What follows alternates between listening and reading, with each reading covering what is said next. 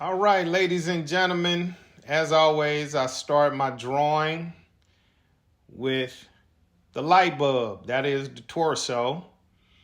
The round part of the light bulb is the upper chest, and the lower part of the light bulb is the waist, hips, and groin area. Now I've added the appendages. Now I'm concentrating on the outline. This is something that I picked up from animators. They concentrate on the outline. And this character is one of the Spider-Men. It's a lot of spider people. So they're a little leaner than what I normally draw, or they're leaner characters, period. So another light bulb, twisting and turning that light bulb the way I want it. And now I'm adding the appendages, which are the legs. Now the arms. I'm trying to figure out, do I want to have it go down or up? I said I'll go up. Now I'm going around doing the silhouette. And at every stage, it's a stage of correction.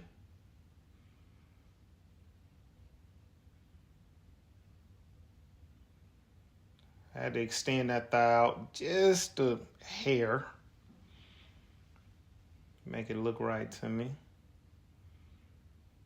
Breaking all of these things down into basic shapes and putting them all together.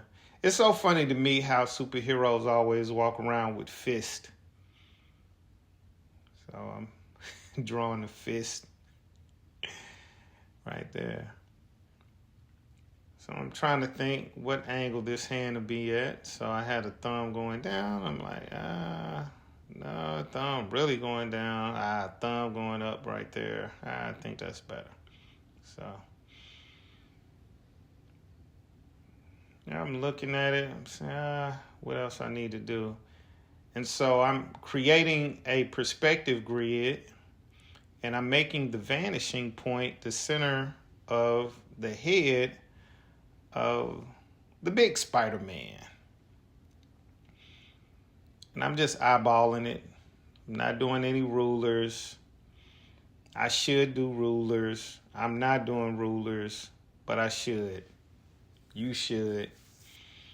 Once I have some of the basic grid marks down, I'm eyeballing some other things. So put that up, and as I go down, I'm like, that's going straight through the legs, so I want to move it over a little bit. So now I'm really concentrating on that outline, that contour. Now I can erase all of that, all my guidelines. Lightly, it's still there. Make any corrections as I basically trace over what I've already drawn. But this time I don't have to have the guidelines. I can simply have the outline and place everything where I need to place it. A little more refined with the line. Got the claws. This is one of the Spider-Man with claws.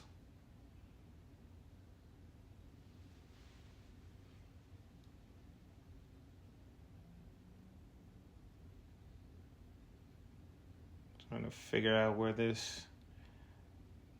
all of this will go. Got it where I like it. So now I'm doing the internal muscle structure, and the suit is dark, so I'm reflecting that as I quickly shade using above as the light source.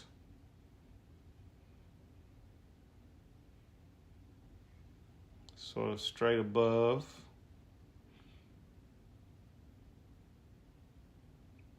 But since it's sort of a reflective suit, has some rim lighting around everything.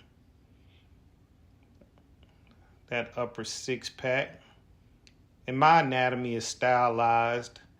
And that means that it is not realistic in a sense of this is how the human body actually looks, but it is an anatomy that I kind of created based on other comic book characters, other comic book artists, and based on actual really studying how muscles look.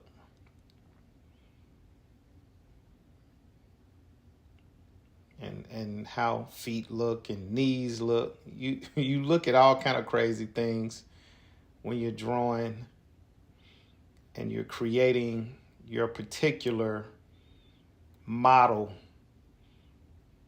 for your style.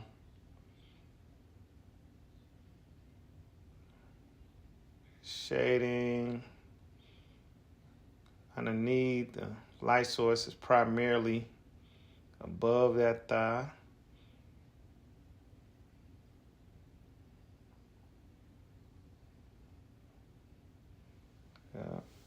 So now I'm putting in the mask. The eyes are here. Doing all the shadow first.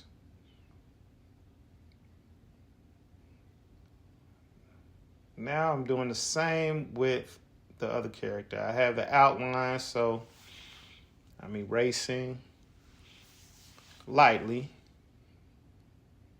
putting everything in place.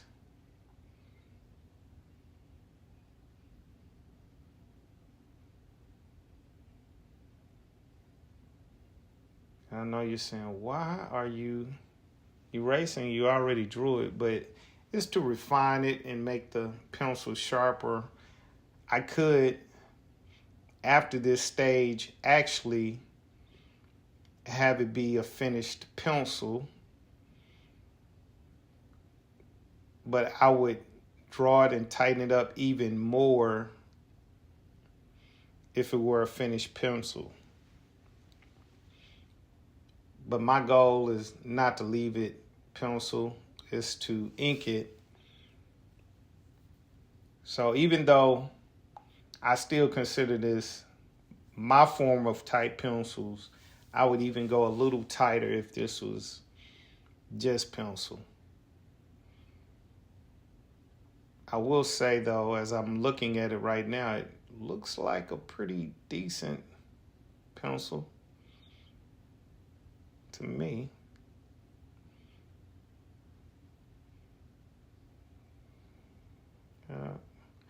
At the rib cage, everything down that way. This too is a dark suit. If we're a lighter suit, it would not have this much shading or definition in it. That would still be muscular, but not as much shading to the musculature. The classic Spider-Man look, the eyes.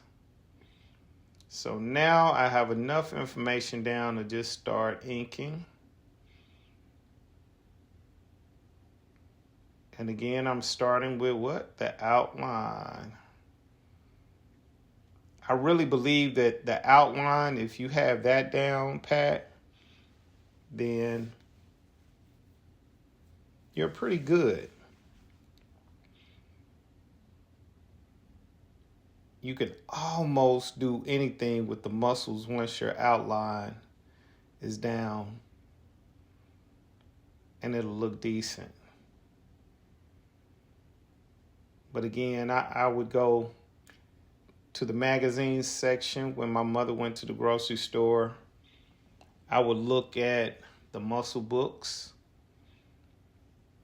and I would just study surface anatomy. So I'm no expert in anatomy of any kind, but what I studied was surface anatomy. I didn't think I needed to know the names of the muscles per se. I just needed to know how the skin stretched on the muscle and how it looked once it stretched on the muscle. So that's the way I moved forward. I've never drawn a Spider-Man, so I found it very interesting. And I kind of stylized and did my own thing with the suit. And you can kind of do that when you're doing pinup type work.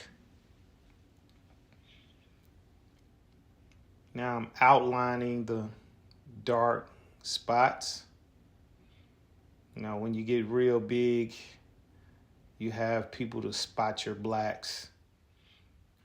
I don't have people to spot my blacks. I spot my own blacks. But yeah, just dividing all the muscles. And those individual muscles, line for line, have kind of disappeared, and just really concentrating on the shadow of the muscle versus the full outline of the muscle. A little shading right there. A shade straight into a black. Again, this is my personal musculature. I don't know if that's the proper way, but that's how I said it. Shadow on the bottom, light on the top. Thinking of something. Shading that out. I really love that feathering style. I'm a big fan of 90s comics and image art. I think that's where art was premiere. What I attempt to do is my version of that school. Now that I have everything, I can get rid of all these pencil marks, and I have a nice outline. So I'll do the same with this Spider-Man. So, of course, that's the future Spider-Man that I did first, and now with his fist, I have Miles Morales, Spider-Man.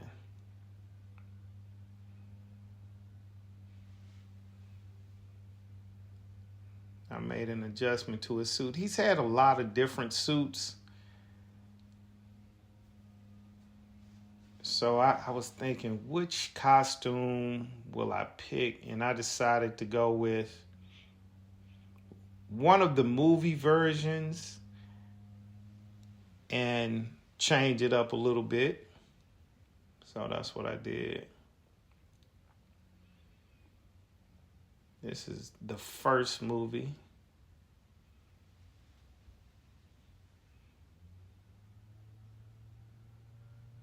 Kind of did my own thing with it, with the spray paint spider.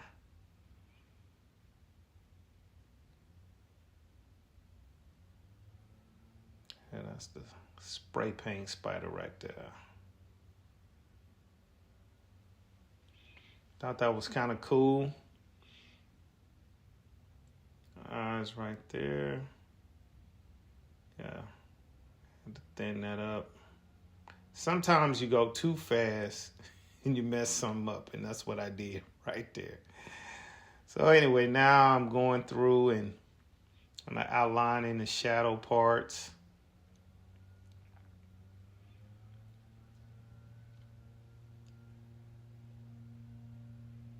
So I'm inking my own work.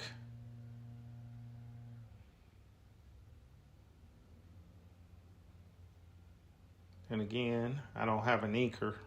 I ink my own stuff, but when you get big time, you have people to ink your stuff. But you also have a thing now that's called digital inking, where you can have type pencils and you can filter them in such a way that it looks like inks, or a close enough contrast where you can color over it and it's cool. So I got everything down, got the 2 figures down. Now it's time to add these blacks. I didn't talk about my tools. They're not that I'm a slave to any tool, but I like drawing with a mechanical pencil, and I like lining with a number, any kind of technical pen, but maybe a number 3 is cool.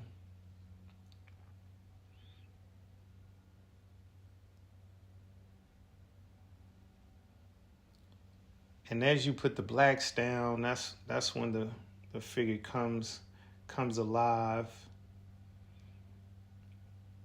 Old school image style, some of these blacks would just be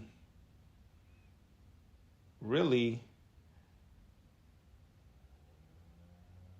you would just go in and feather all of this stuff. Almost sculpt each muscle.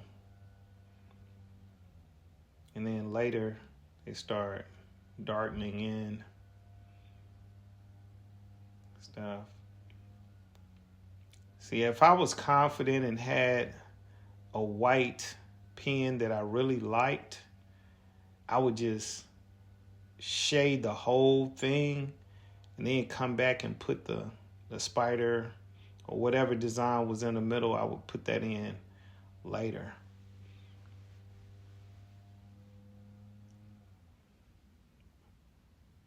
Because this right here is just tedious, going in and out of the design. It's like I love it, but I don't.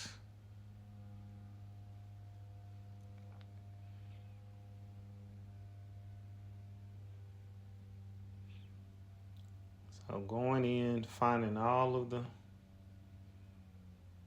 things you need to make dark, adding things here and there.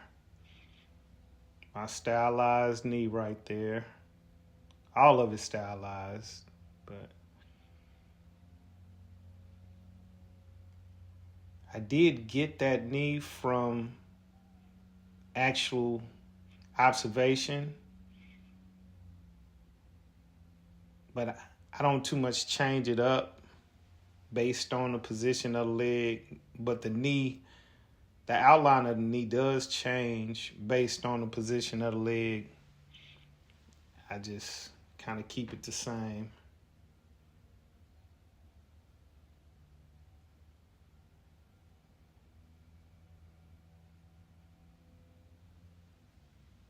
And I'm kind of making decisions on the fly. I'm like, should I shade that whole area in?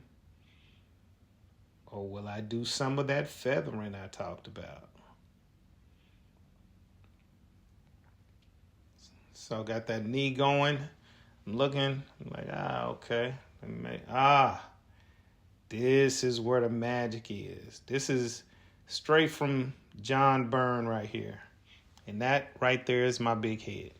But John Byrne was sort of notorious for having this calligraphy line. By calligraphy line, I mean It doesn't have a constant width to the line. It gets thin and thick, or it's a weighted line.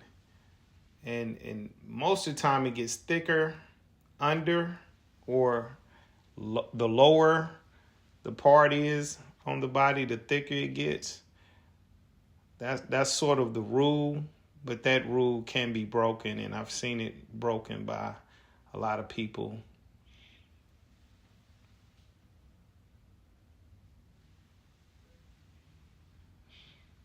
But once you put that on, you can see it just brings it out, and here's the feathering. Bam.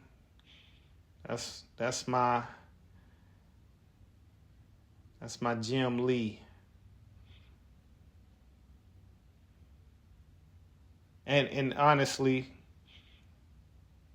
a lot of how I approach my characters are from that Jim Lee kind of school.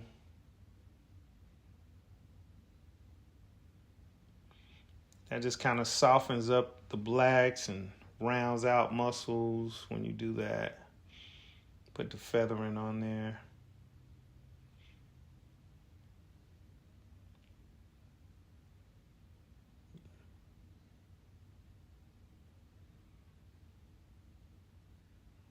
Yeah.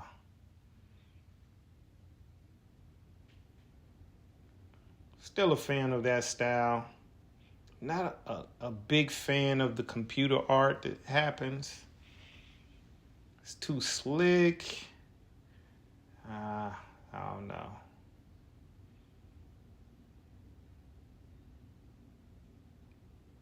I have heard, and this may be something that I start doing, I've heard of artists who actually use the computer to basically do their sketch, and then they come back and ink it,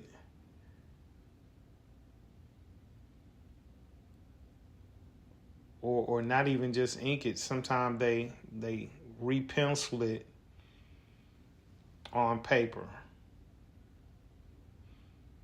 That may be something I try.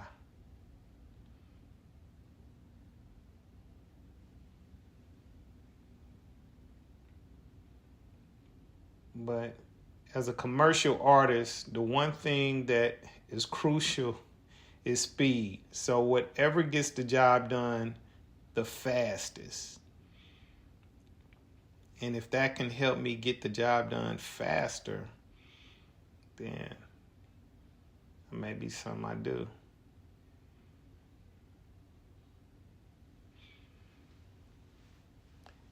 I decided to do the outline on this character, Miles Morales, before doing the shadow, so you can really see how the outline makes the character. It gives it weight instantly.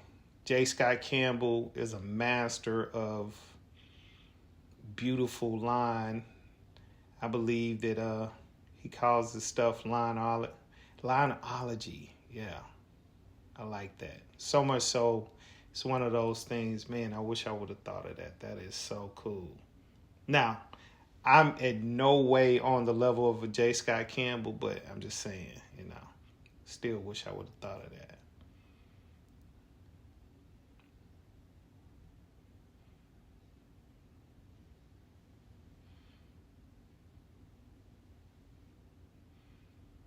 So basically, it's paint by numbers at this point. Just fill it in.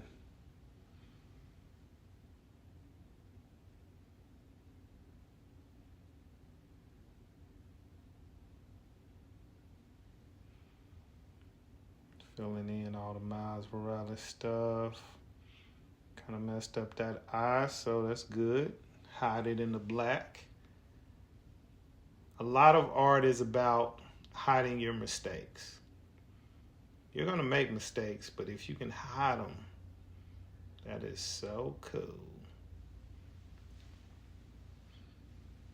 Now, I'm not a big fan of this costume per se with the red spider webs. But fortunately, I've seen this costume done without it.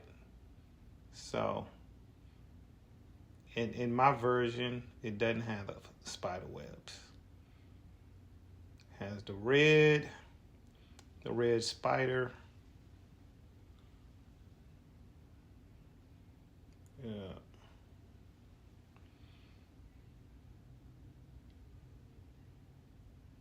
Now is the feathering. The infamous feathering. The final touches. Another thing I got from J. Scott Campbell. So my feathering is, I would say, partly Jim Lee, partly John Byrne. My anatomy as well. My first anatomy was John Byrne. But J. Scott Campbell, instead of feathering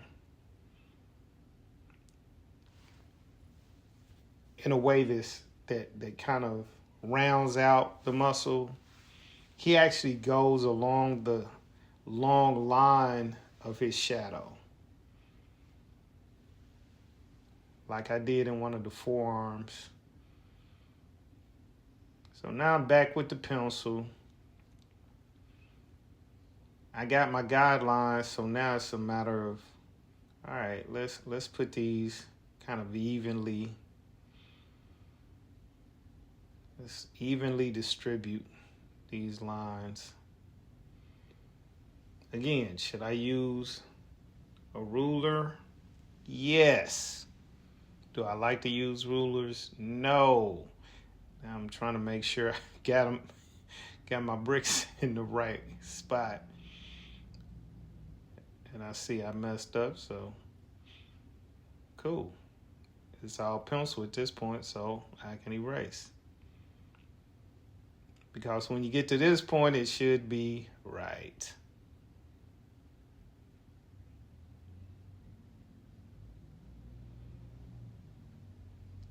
So now that looks like a Spider-Man on the wall.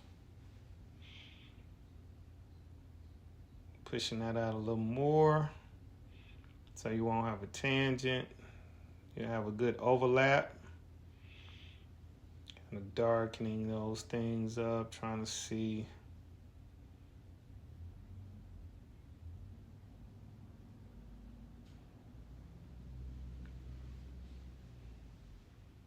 Look like things are kind of crooked. Just looking, making up buildings. Pulling that over a little bit.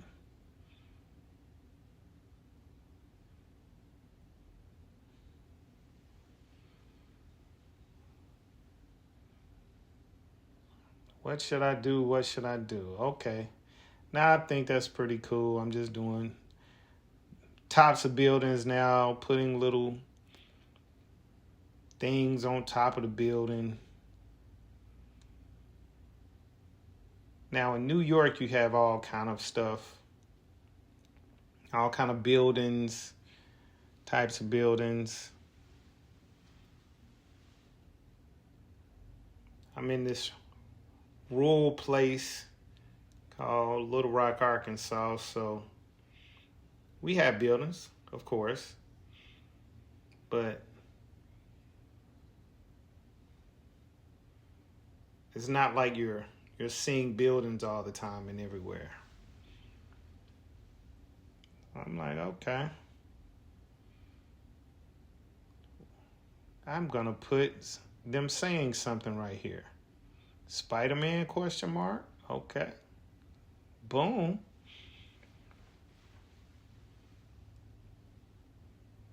They just met each other. They don't know who each other is, but they are suspecting that it must be Spider-Man ? Exclamation point. Now I can go ahead and work on all this other stuff. Now, one thing about not using a ruler,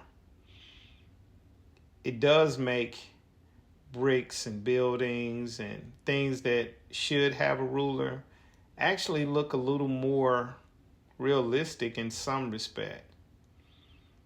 Because if it's too perfect, it's like, is that computer generated?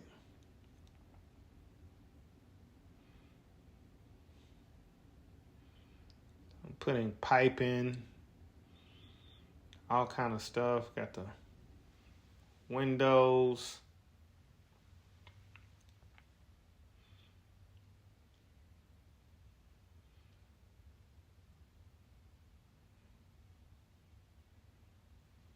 Sometimes they have those little rooms or maybe the top of the staircase.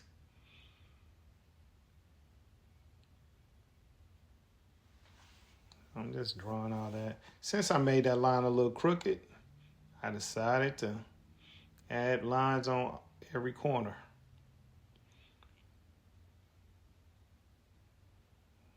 Yeah, that's what type of window that building has. Straight up and down. Yeah, buddy.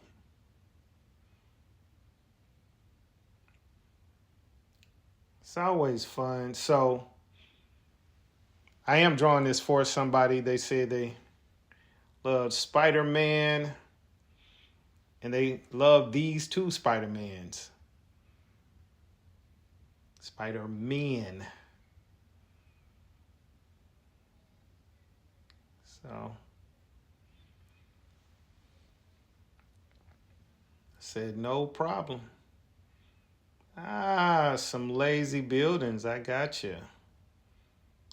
See, if I were coloring this, then that would look a whole lot better. But it's in the background, so doesn't need that much detail. And it's all over, man. Spider-Man and Spider-Man. Spider-Man? Stay Mctivated. Leron McAdoo found joy in drawing superheroes, but he was an illiterate third grader.